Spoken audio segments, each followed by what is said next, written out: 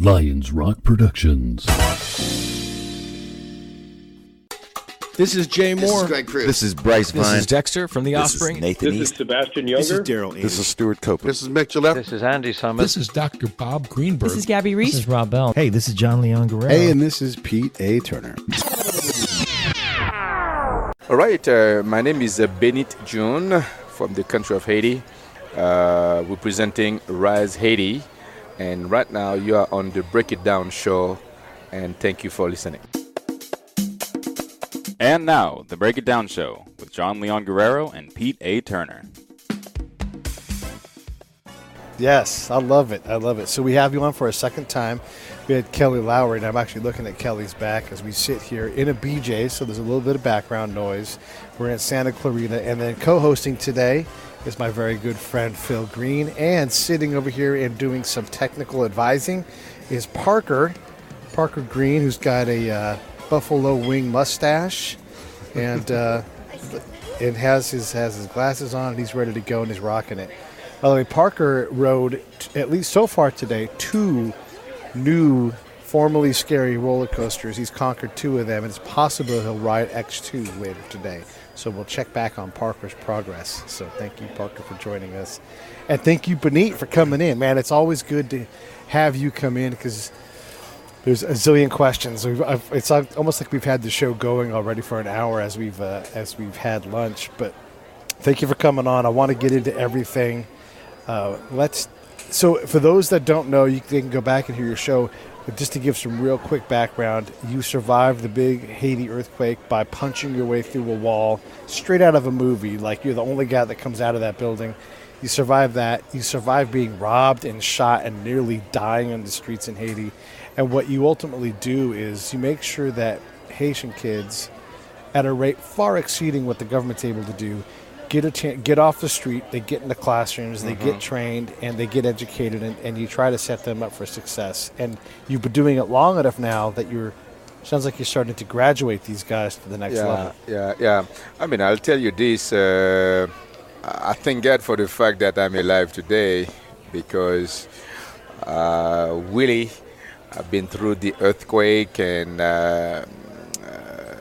but somehow I still believe that after we lost almost everything, that we can bounce back, to continue in what we are doing. And just recently, really, I went to the bank, to withdraw some money for a conference that we were going to do. And then some guys, followed us and shot us and took the money. I was hoping that they will take the money without shooting me, but they did. But that did not stop me from the vision that I have, to continue to educate people, to continue to feed people, and so on. So I'm excited because I'm a big believer in education, and that's what we really want to do. So I strongly believe that education is a big part of a country's development, and I believe that without education, we cannot see the development of Haiti, and that's why I believe big time in this. But today I'm here to really, share, something that just happened just recently, with our official exam. So in Haiti, we have an official exam that we do every July. And we sent 28, students in our 13th grade class, to that official exam. And once they finish, they will continue on to go to the university. And we have a pass rate of over 95%. We sent 27 pass, and one did that pass. While the rest of the country, they have a rate of about 34% pass in that official exam. So it's just, to show that we're trying to do something. We believe in quality school, and we're trying our best to do whatever we can to give the best education possible to those children.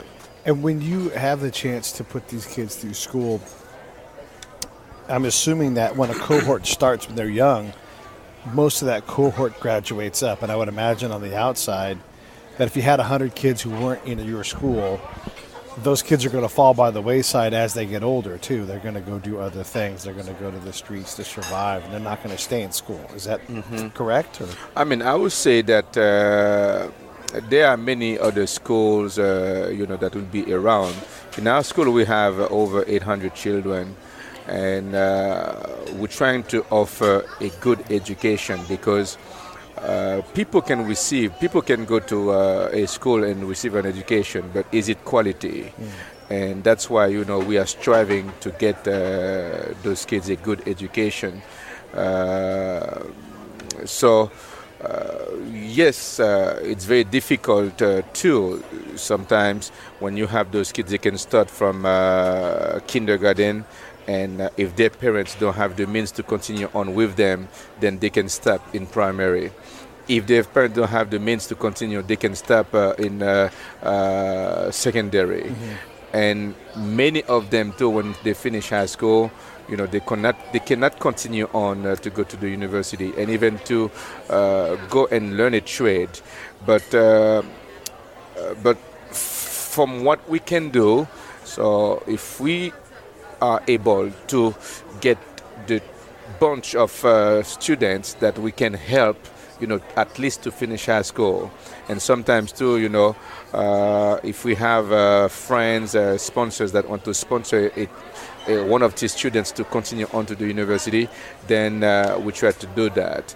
And that's the story of one young man that started with us 20 years ago, and right now is in 6-year medical school. Wow. And he just went to Belgium for an internship, and after that came back and to continue his internship in Haiti. So when I see those kind of stuff, they really encourage me, spite of the hardships, spite of everything that we might endure in the country. So that really gives us the joy to continue and do what we are doing.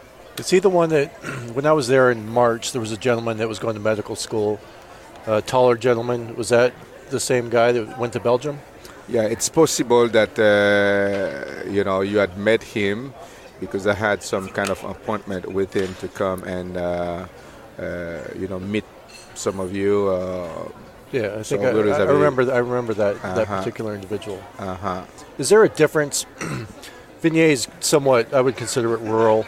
The 800 students, you're pulling from a village of a certain size, but is there a difference in, say, Port-au-Prince versus most of Haiti is rural? So those students in Port-au-Prince, is there a difference in education opportunities in the city versus out where you are, which is an hour and a half outside the city? Yeah, there's a little difference because where we are, we don't have electricity 24 hours a day. And sometimes we'll have power from 6 o'clock to 11 o'clock. And sometimes we can go for a week without having it. We can go for 2 weeks or 3, and sometimes it could be a month without having no electricity. So, even though in Port-au-Prince, in most places they can have 12 hours of power, and at night, and some kids might be able to find power to study. Some most places I would say, but in Vignier, when there is no electricity, the kids sometimes they have to study in kerosene lamp. So I would say that makes a big difference when you are a student and you're trying to study, and studying when there is no power, where it's dark. So that could be very difficult. And also, by not having a way to to go to for instance, to have a TV at home, to see what's going on in other parts of the world, that living in a rural place where you don't have that energy could make a big difference. And of course too, in Vignier, one of the challenges that we have is that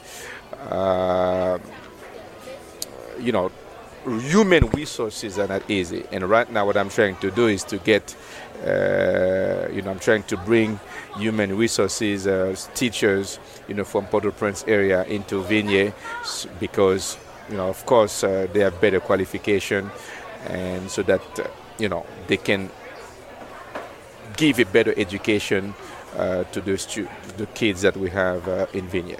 So these teachers, are they typically Haitian or are they from somewhere else? Yeah, they'll be Haitian teachers. And then do Haitian teachers, how far is it to Vigny from Port-au-Prince? It's about 1 hour drive.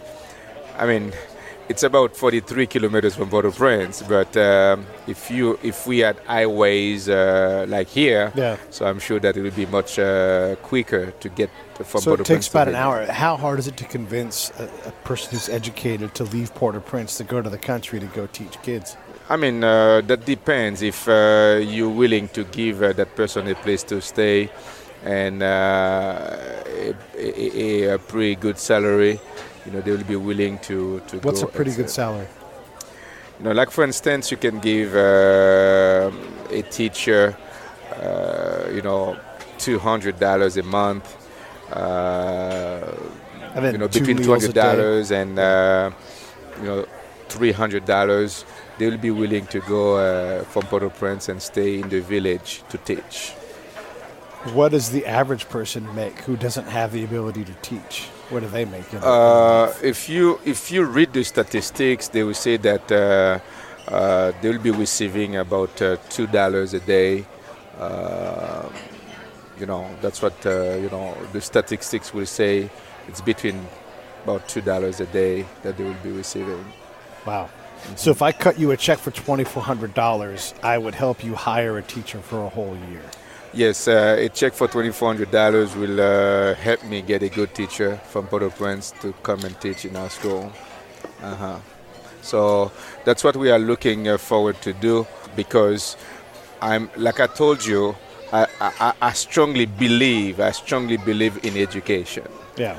And if you've read the statistics, you will see that any country in the whole world that are developed, they have a rate of over 90% of their people knowing how to read and how to write. Mm-hmm. So unfortunately in Haiti we don't have that. Mm-hmm. On top of all the other problems that we have in that country, the lack of education really cause us, to become in that level of poverty that we are in right now. So just based on your school's in a rural location in Vigny, the challenge of power and the ability of a student to study past the sun going down, and you're still able to have 95% of your university-bound or age students pass the national test. Mm-hmm. That's extremely impressive. Yeah. Yeah, yes, we do. And, the hope that we have is that I thank God for the opportunity that I have, to travel, to see other things, to observe things. And the more that I travel, the more that I observe things in other places, it gives me, how can I say that, the passion and the vision, to say, hey, man, I'm not satisfied with what I see. I'm not satisfied with what's happening in the school. So we want to make it better. And that's why, I believe in excellence, because I just know that no one, and those kids cannot succeed, without having a good education. Yeah. So, and that's why, we want to drive for excellence, and we'll do whatever we can, to bring that excellence in that school. I was talking to a guy named Shaka Senghor. He did time for murder. He grew up in Detroit, which is a hard place to grow up. He did a lot of time in prisons, and he talked about how prison was an extension of their community and how everybody he knew had been shot, all of the men, everything. Some of them were dead, some had just been he'd been shot. And you look at that, and I was talking to him about the ability of those young men to imagine a better future. And he's like, it's impossible. It's unimaginable that something better or different than this exists. And I have to imagine, because I've experienced the same thing in Afghanistan and Iraq, is the young men, they can't afford, even if they had the notion that there was something better, they can't afford it because tomorrow's survival is not guaranteed for them. So in a place like Haiti where survival is a lot harder, where $200 buys you a teacher, it's got to be tough for those kids to believe there's something else. Like the average high school kid in America probably, we always say, can probably name about 11 things they can be. They can be a firefighter, they can be a doctor, a teacher, a police officer, and then pretty quick they run out of things. But what does the average kid in Haiti think that they're going to grow up to be? What would you say, like the kids on the street, what do they think is in the future for them?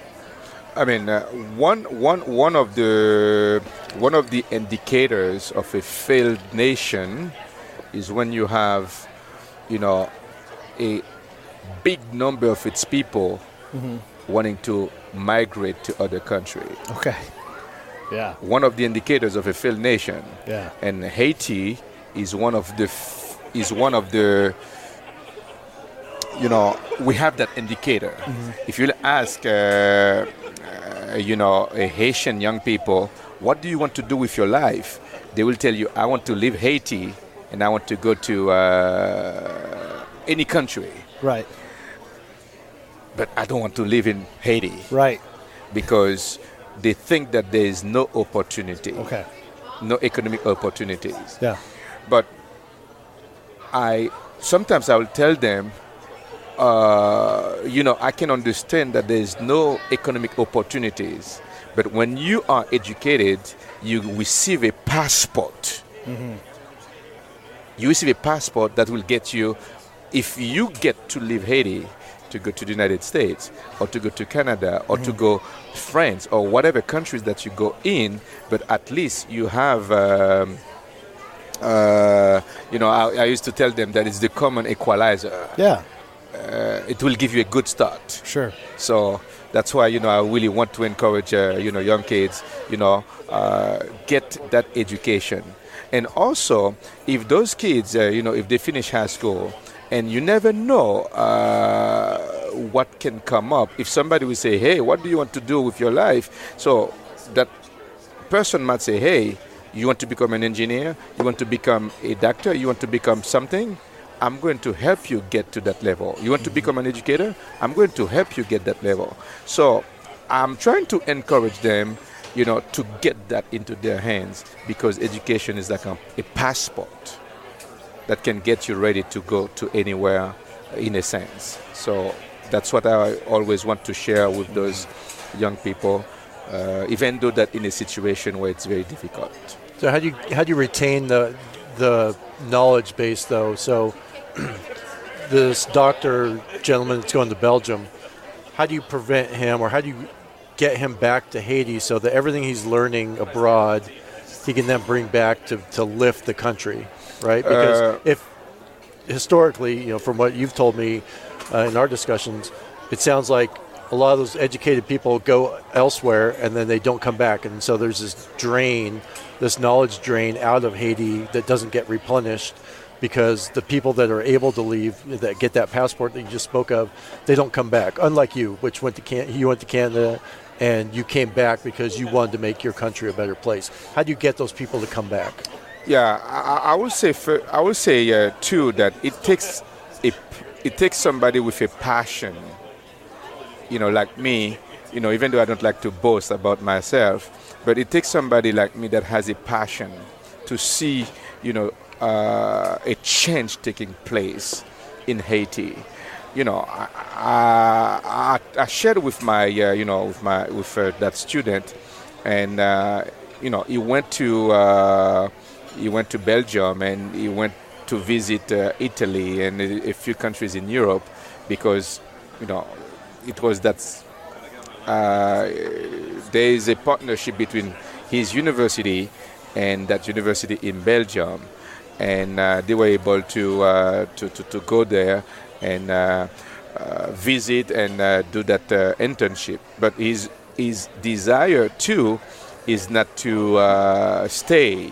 His desire is to be in Haiti and try to make a difference. So, and the reason why he told me that he wants to make that difference, it's because that, as one of my mentees, he considers me as his mentor.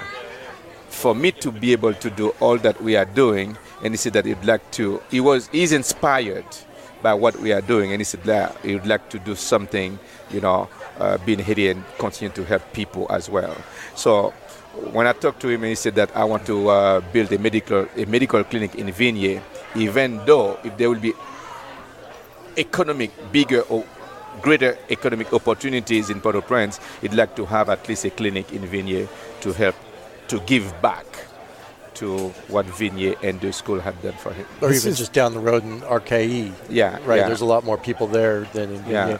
So he's willing to do that. You mentioned the word, you inspired him.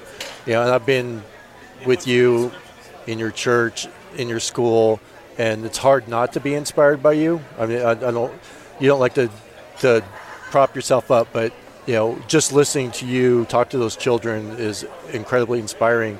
And I think you hit it on the head in answering my question, was how do you get these kids to come back after they've been educated? You're taking them from when they're kindergarten age, and you're instilling these values in them to respect where you live, respect your country, respect your countrymen. Mm-hmm. And I think it's all, a lot of it's due to you and credit to you for instilling these values in them at such a young age of, have respect for where you live. Mm-hmm. And as they grow older, which, I wasn't there 20 years ago, but I can imagine if that, that type of, hey, be proud that you're Haitian. You're giving these kids that attitude growing up, that even though they go abroad, they're proud to come back and help raise Haiti. I mean, I would say that Haiti is a small country. We can understand that Haiti is the poorest country in the Western Hemisphere, but somehow we are helping Haiti, and by helping Haiti, we are helping humanity. So even if a child or a young man does not want to stay in Haiti and wants to go to Canada, to the US, or to France, to any other country, but you do something wrong to humanity if you let that child or that young man go without an education. You see what I'm saying? Yep. So if you read the statistics, you will find out that the greater your education is, the more money you can make. So if you can make more money by being more educated, and me, if I can help you to get the basics, man, I'll be so proud. You see what I'm saying? So even if you leave the country and you go to another country, I mean, right now, the only way that Haiti is living or surviving is people from outside sending money back home to Haiti. So even doing it that way, you are contributing into the welfare of Haiti and the welfare of humanity. I mean, I wish that, when you have those young people, I wish, they will not want to leave the country. They will want to stay in the country to build, the country up. But there are also some other things that cause Haiti to become a failed nation. When you have a country that has political instability, it's very hard on the country, and I think that's probably one of the reasons why many young people, they don't want to stay also in the country, because they think, man, we don't have the stability so that the country continue to build upon, so that it can become a developed country. But somehow we do have some young people, in spite of the situation, they said, okay, we want to be a part of what needs to be happen in the country. We want to be a part of that.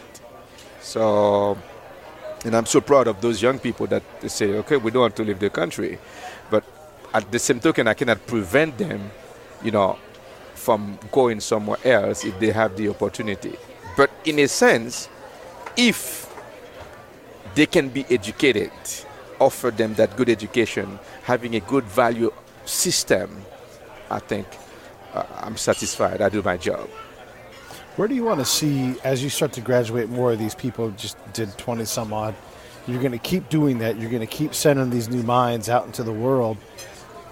Where's the best opportunity for them? Is it in the U.S.? Is it in Canada? Is it in France? Where's the place where the best bridge already exists right now? I mean, I would say that, one of the dream of many of these young people is to go where, it's better economically, where the doors are open. And just recently, there were some doors that were open in Chile and also Brazil and Argentina. So you find many of them that went there, but for some reason, there was a flow of Haitian leaving Haiti to go there. But it seemed that flow has cut off a little bit because what they were expecting that they were going to find in Chile is not what they encountered.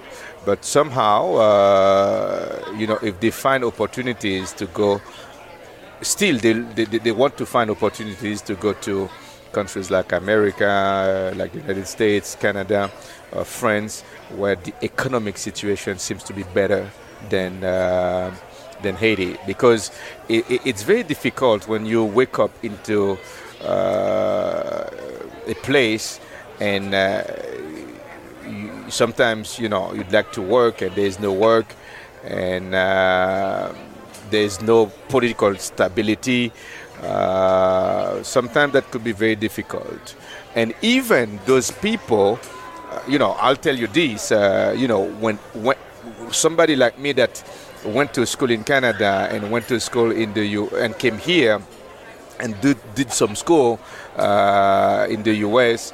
and I went back to Haiti and continued doing some more schooling. If it was not for what I am doing in Haiti, I'll probably be trying to find a place right here in America, to come and stay. But the passion inside of me to educate people, that's what keeps me in Haiti. When I see, over 800 children going to school. Yes. When I see almost 900 people getting fed 5 days a week.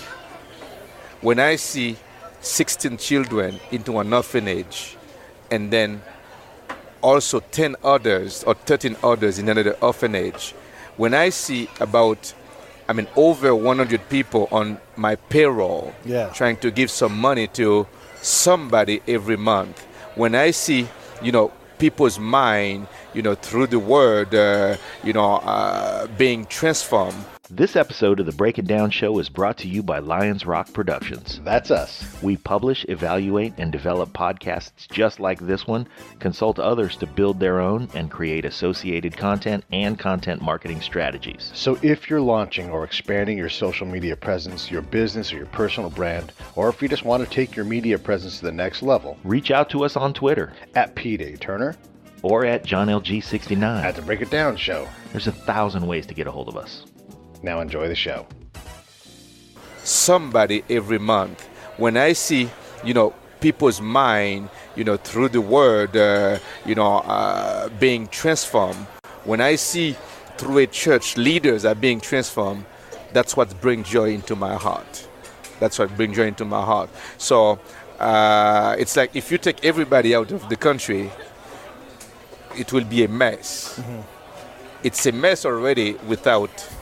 Right. So if you take everybody that can make a difference, it will be a more mess. That's why, I'll tell you this, the heart that I have, the cry for liberty, for freedom that I have inside of me, the value that I'd love to see people trying to get, that's the passion that keeps me to stay in my country. And I don't think I can come to America and try to have a better life, but, Don't take me wrong. America is a very beautiful country. Yeah. But the thing that brings joy into my heart is that if I had stayed here in America, I'll be a blessing for my little self. my little family, and maybe a few friends. But when I see the number of people being impacted, that's what keeps me in my country. Mm-hmm. So if you're listening to this and you want to make a difference in Haiti, go to risehaiti.org or go to Kelly Lowrey's Make Waves project and donate so that Benite can hire more qualified teachers so that he can educate more students from kindergarten through high school on the way to send more students to the university. Because that's where it's going to make a difference in Haiti. It's not sending money and food, because that enables the whole welfare system that Haiti currently operates on. And there needs to be a huge paradigm shift. It starts at the grassroots level in education, and that's what Benite's doing. Yes. I do encourage people because, Walt Disney said that one man may have the vision. It takes a team to bring it to pass. So I have a vision, and there are many people in Haiti trying to use those avenues to make money, to steal people's money.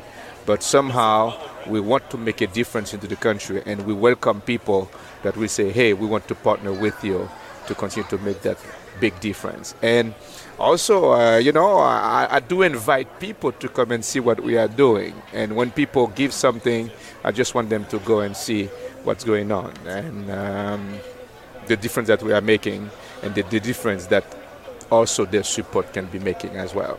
I know from my own experience, people would question what I was doing because I'm out in the field by myself. No one knows I'm producing all these products. But my challenge is always, well, come on, let's go. Grab your rucksack, come out here, be with me every day and see how hard I work, and let me know if I'm fooling around. And so I have a sense when I see other people doing the same thing. We were talking earlier, and I was like, I know you work hard every day. You're like, oh, my God.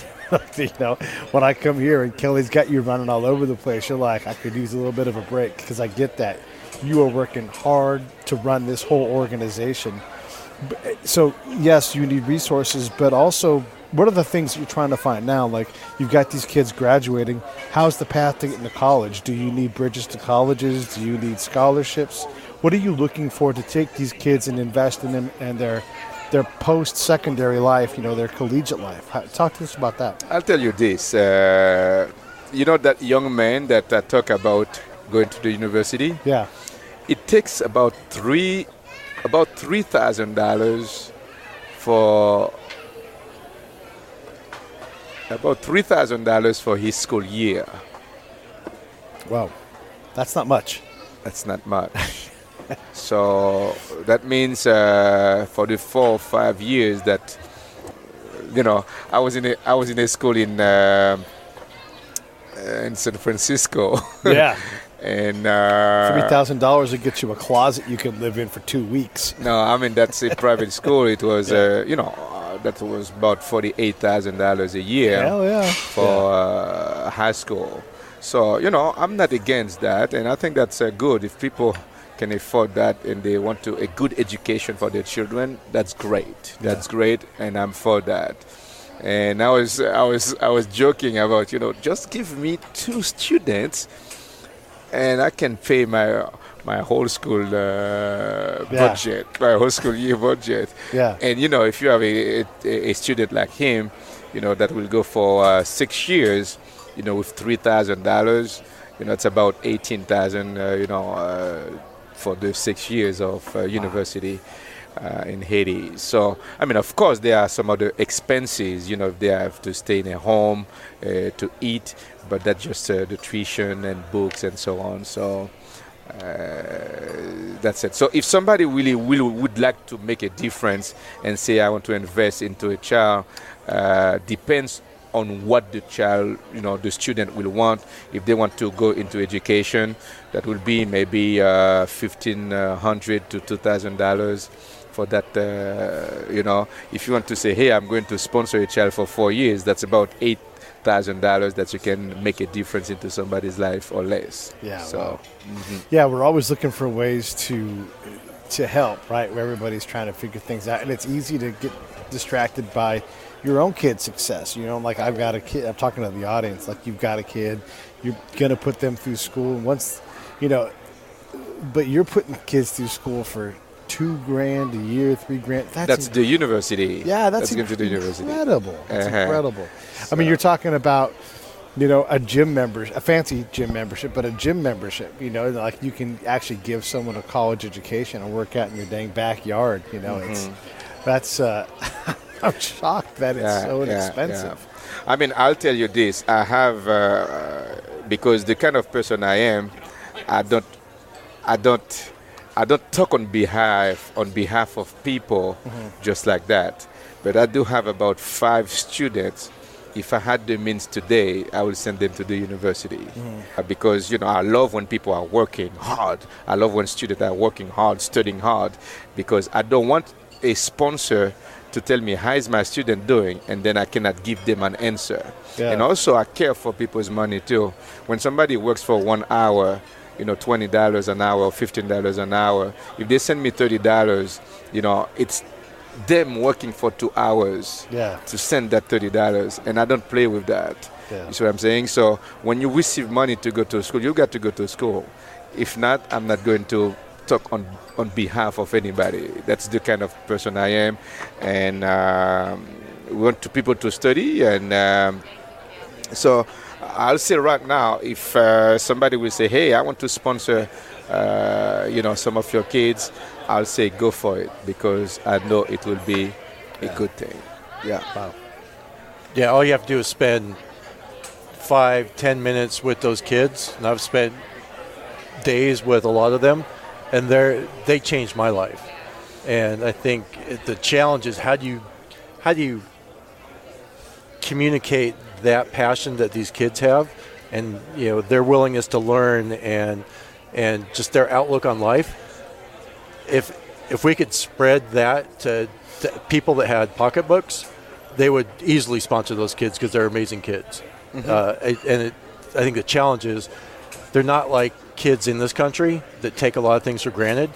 They are thankful for everything that they have, and it was life-changing for me to be around kids that had that attitude.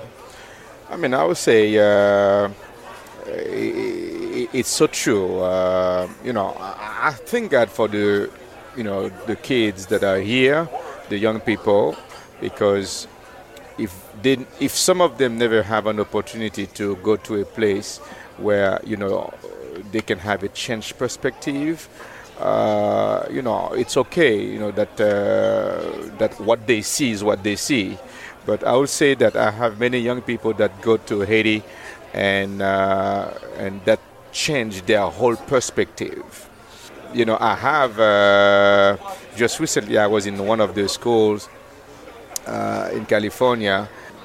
That school is pays a fair amount of money to go a year. Good to go, and they'd like to send some kids to Haiti.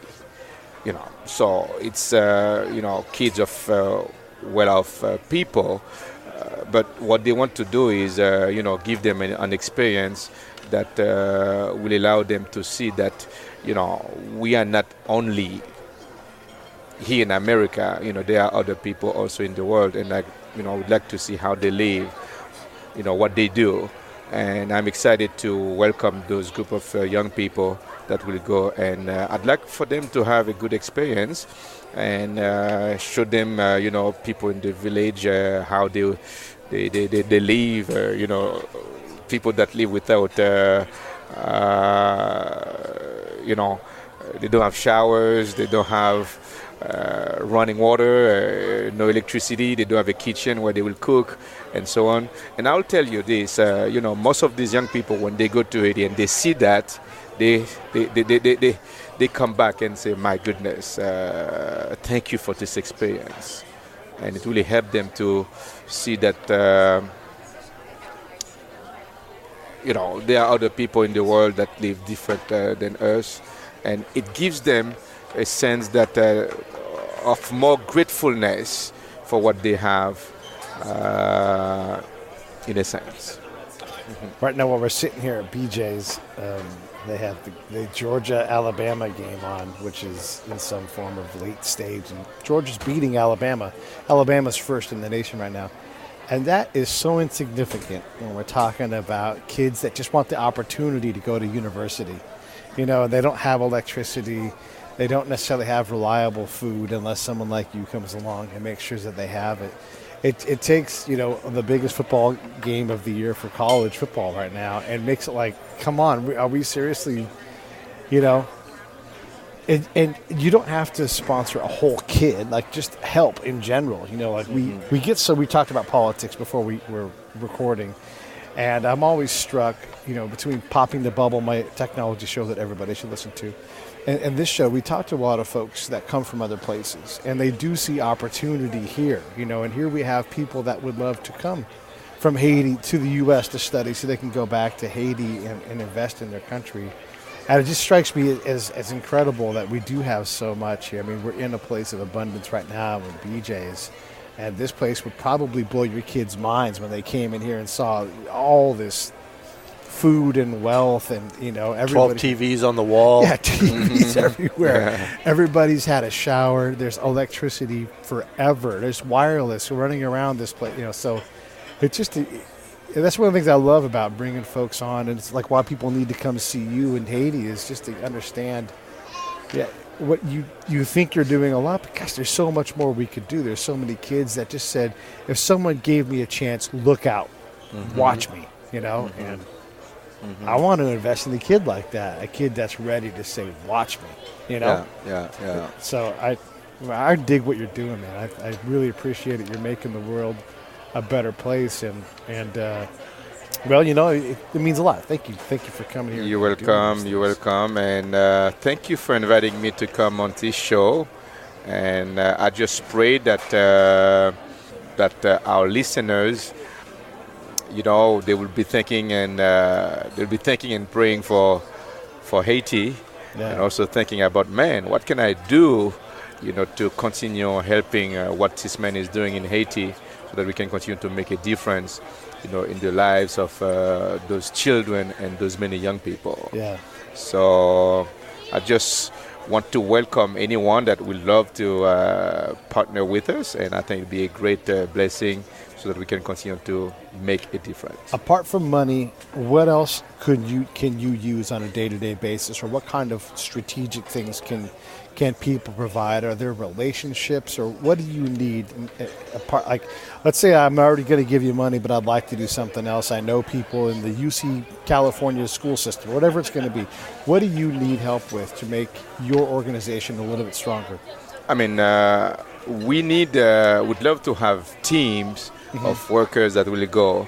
Like, for instance, right now we are in the process of building an orphanage, because our goal is to bring about 40 to 50 children into one place, you know, to continue to educate them, feed them. So the orphanage is under construction. So we can have people that will say, hey, man, we want to go and, you know, and help out with that. So we can use people for that. So hang on, the orphanage that he's talking about,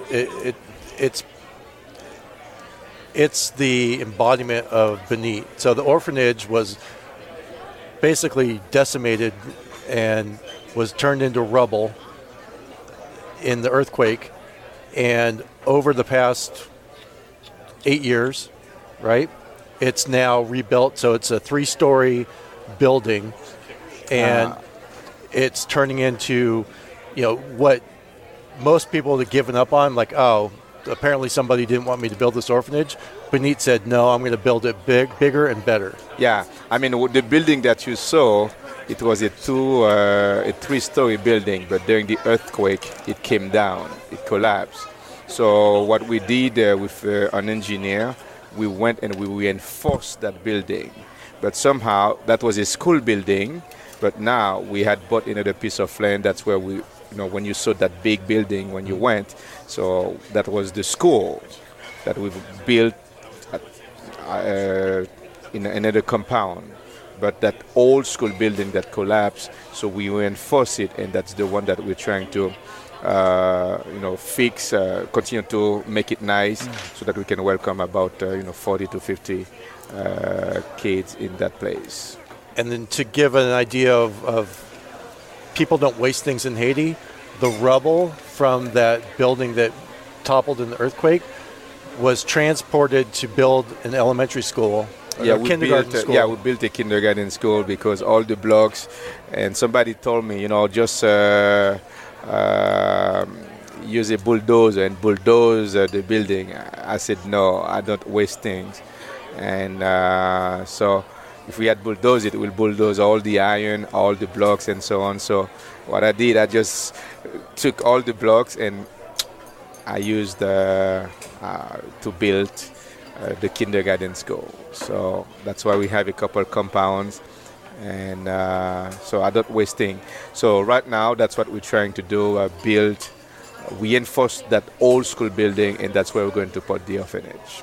So if you donate to Benite, just know that he's not going to waste anything that you give him, because it's not worth it. And resources are so limited that you tap into every little last piece of rubble. Yeah. So whatever you manage will grow. And I have some philosophy that I live my life by. I used to say that I'm not going to mess up 1 million for 1,000, which means if you give me 1,000, I'm going to make sure that that 1,000 is done, whatever needs to be done, because I know that if I manage well the 1,000, the million will come afterwards. So that's my philosophy. I like it. You can apply it to students as well, right? Oh, for sure. So you focus on educating one student, that one student then turns into 800. Effect. Yes, and that's the thing. What about technology? Are you guys teaching kids how to code, that kind of thing there yet at all? Is that a thing? I mean, it's not big down there, but somehow we have at the school a computer class. Okay. And one thing that I really would like to bring over there is internet. Internet, it's not very easy, and it's very expensive, to have that. So I remember I was talking with a friend with a professor at the university when I went to the university in Haiti. He was telling me that what he will pay in the U.S., like about $250 for internet service, it will be in Haiti about $2,000. Wow. So to have reliable internet, it's very difficult. So, but this is something that I really would like to bring into the school. But in the meantime, right now, we only have, some computer class. And by the way, if somebody will have, will want to donate, maybe second-hand computers, that is very good. I'd love to take that because we are in need of that. Let's just say this right now. If you have an old computer that you could give up, get a hold of me at P. Turner on Twitter, Facebook. You guys know how to get a hold of me. And I will gladly set up a package for you guys to get back over there. I'm sure that there are people out there that have got computers sitting around in their garage that are just like, yeah, take it. Let me clean this porn off of it first. But then, take it. So, for sure. So preferably laptops, though. So laptops. The challenge again is electricity. Power. So I'm partners with HP, and HP donated a bunch of tablets to a language lab for Benite School because they don't require power. They can charge up and then last throughout the day. And so when there's not power at the school, these tablets can actually work. We were trying to donate some all-in-one computers, and Benite's first question was, do they require power? Yes. Okay, I don't want them, because there's not reliable power throughout the day. So something that has a rechargeable battery is preferred, because that way it can be used throughout the day without worrying about, okay, we don't have power today, so we can't use these computers. Yeah, I mean, we can use laptops. I know that there are some Macs or whatever that will not take too much power, because we have some solar panels at the school. And that's what we use pretty much to power the school building, with some lights and some, like whatever we want to run, printer, computers, whatever, laptops. So we need solar panels, and also computers will be good thing, laptops will be good things too that we can use. Thanks for coming on, man. I appreciate it. Again, I respect what you do and want to do everything I can to help out. Your nonprofit is in today, right now it's in development. It's about to be finished up with the paperwork and everything. So probably by the time this thing comes out, it's called Rise Haiti. And we'll be able to put links in there for you for people to be able to support that. And if the nonprofit's not official yet, it doesn't mean that what you're doing is not official. It just means in terms of American category for donating, you can still donate computers and money the other ways, but that is coming. And the next time you come on, it'll probably be set. So let me know if you guys have questions for Benite on how to be involved, if you want to set up a visit down to Haiti, whatever it is. You want to send your wayward teenager who needs a lesson on reality to Haiti.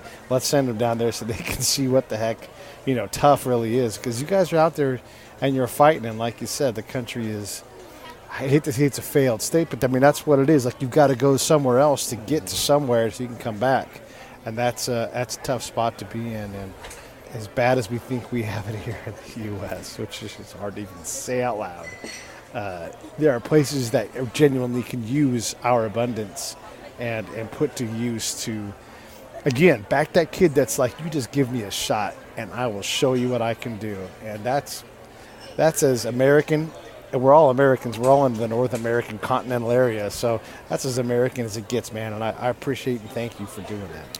I mean, you're welcome, and thank you again for inviting me on the show. And thank you, all the listeners that were listening to that show. And let's continue to do something for Haiti. Yeah. Let's continue to help humanity. And I'm not talking just to the folks in the U.S. too, because we got folks in Australia and there's Cat in New Zealand, and there's all kinds of folks in Japan and in Europe. Absolutely. Everybody can help you guys out. So let me know how you want to get involved, and I will guide you to where that help can be best put. So thank you so much. Thank you.